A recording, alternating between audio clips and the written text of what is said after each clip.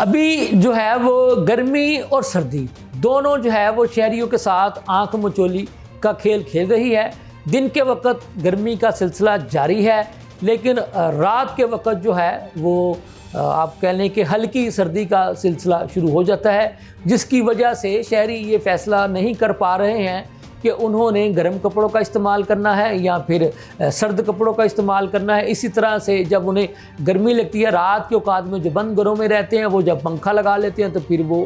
बुखार, नज़ला, ज़ुकाम और गले की खराबियों का शिकार हो रहे हैं। लिहाजा माहिरीन सेहत का ये कहना है कि ऐसी सूरत हाल में बहुत ज़्यादा एहतियात से काम लिया जाए, वगरना आप भी गले, नज़ला, ज़ुकाम की बीमारियों का शिकार हो सकते हैं।